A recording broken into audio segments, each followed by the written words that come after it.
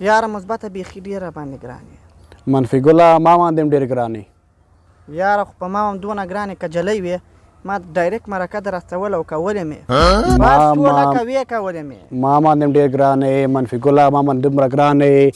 ستا خو ډېر د ورکوټوالې انډیوالي ده خو ډېر راباندې ګرانې. خیر ویسې ته په خدای په ما دونه ګرانې لکه ته ما داسې پیدا کړی لکه پیشي چې غوښې پسې منډې وهي او غوښه په لاس ورشي څونه خوشحاله زه داسې خوشحاله یم. په ما هم ډېر ګرانې منفي ګله. ته چې ما ته ووایې چې دغه درخت وینې دا شاوخوا چې دي چې دا د بیخ نه راوباسه درته راباسم. یعنې دا اوس راته وایي چې هر کار دا اوس راته وایي چې هر شی وم چې هر شی کومه ته خو اوس وایې یو امر په ما وکړه ویې که یو خبره درته کوم منې ډېر ورکوټ ولې نه زه تا دپاره ځان قربانومه. برس به راواخلې او د غاښونه به د پې پاکې منفي ګله. وروره زه خپل ځان سره مسواک لرم زه خو په مسواک غاښونه پاکوم مسواک ښه ده.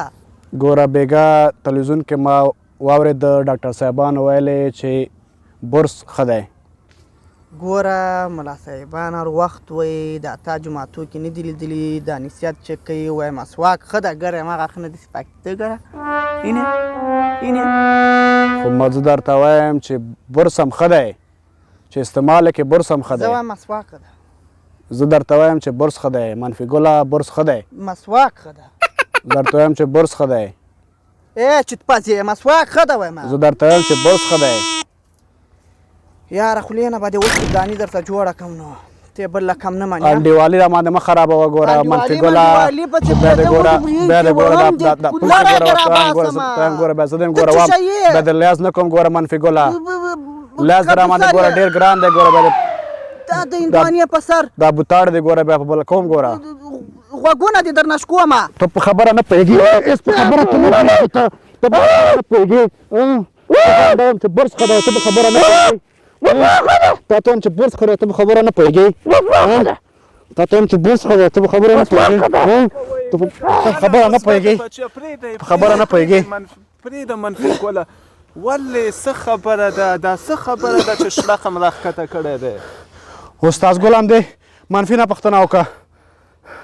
څه خبره ده منفي ګله ولې محترم دغه ته زه وایم د خو سر کې ماغزه نشته شکر ټول بوس دي بوس وامه دې ګوره نه مه کوئ مخ دې وهلو څه نه ده شوی.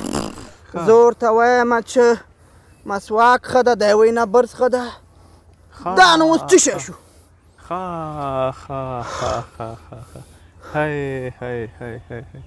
ښه په دې م جنګو او استاد محترم زه ورته وایم چې برس ووخه بیګا تلویزیون کې ډاکټر صاحب ناست و هغې ویله چې برس ووخه ډېرې فایدې لري.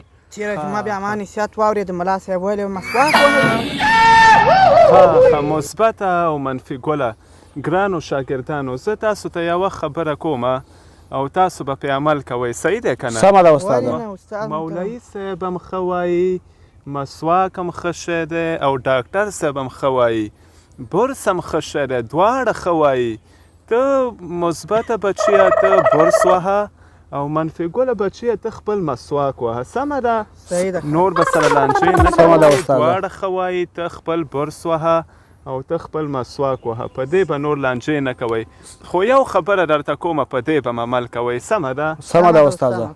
د خپلو غاښونو حفاظت په دې څیزونو وکئ ته برس وهه او ته مسواک وهه خو یو کار به نه کوئ پوهېږئ چې شی به نه کوئ نسوار به نه اچوئ. سمه ده استاده سمه ده استاده. برس هم وهئ مسواک هم وهئ خو نسوار به نه اچوئ چې غاښونه هم سالم پاتې شي.